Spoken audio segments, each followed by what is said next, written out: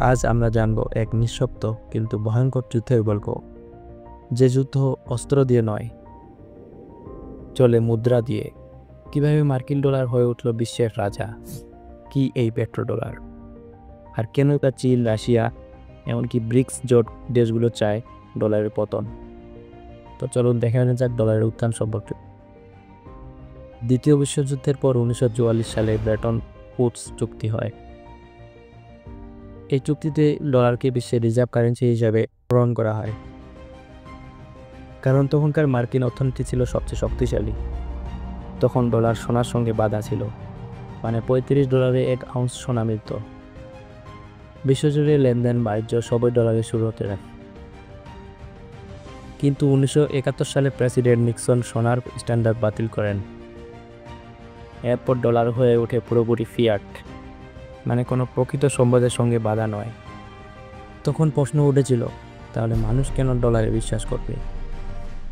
চলুন দেখে আসা যাক পেট্রোডলার কি এবং এর সৃষ্টি সম্পর্কে। মানুষ কেন ডলারে বিশ্বাস করবে? এই বিশ্বাস ফিরিয়ে আনতে যুক্তরাষ্ট্র চালায় এক কূটনৈতিক চাল। 1974 সালে তারা সৌদি আরবের সঙ্গে এক চুক্তি করে, যেখানে সৌদি আরব প্রতিশ্রুতি দেয় তারা তেল শুধুমাত্র ডলারেই বিক্রি করবে। পরবর্তীতে ওপেকের বাকি দেশগুলো এই পদ্ধতি অনুসরণ করে। ফলাফল অনুযায়ী বিশ্বের সব দেশকে তেল কিনতে গেলে ডলারের প্রয়োজন পড়ে। এভাবেই জন্ম নেয় পেট্রোডলারের সিস্টেম। যুক্তরাষ্ট্র ছাপাতে থাকে ডলার, আর বিশ্ব তা খরচ করে। তাদের ঋণ করতে খরচ কম।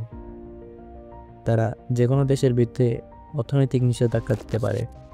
যুদ্ধ করেও তাদের অর্থনীতি ভেঙে যায় না, কারণ তারা নিজ মুদ্রায় ক্লোজ করে। এটাকে অনেক বিশেষজ্ঞ বলেন অতি সুবিধাজনক অবস্থান। ডলার যেন শুধু মুদ্রা নয়, এক ধরনের দৃশ্য অস্ত্র। কিন্তু সময়ের সঙ্গে সঙ্গে অনেক দেশ এখন এই ডলারের নির্ভরতা থেকে বের হতে যাচ্ছে। চীন এখন সৌদি আরব থেকে তেল কিনছে তাদের নিজস্ব কারেন্সিতে। রাশিয়া ও ইরান মার্কিন নিষেধাজ্ঞা এড়াতে তাদের নিজস্ব কারেন্সিতে লেনদেন করছে। ভারত, ব্রাজিল, এমনকি আফ্রিকার অনেক দেশ এখন বিকল্প খুঁজছে। এবং ব্রিক্স জোট বলছে তারা তৈরি করতে চায় এক নতুন যৌথ মুদ্রা, যা হবে ডলারের প্রতিদ্বন্দ্বী। এটা শুধু অর্থনৈতিক নয়, এটা এক ভবিষ্যতের ভূরাজনৈতিক সংঘাত। ডলারের আধিপত্য 80 বছরের ইতিহাস সৃষ্টি করেছে, কিন্তু এখন সেটা প্রশ্নবিদ্ধ।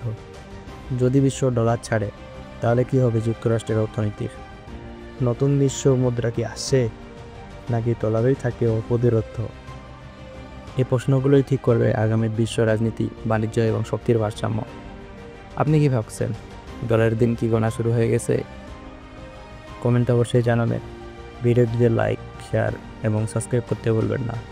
দেখা হচ্ছে পরবর্তী ভিডিওতে। আল্লাহ হাফেজ।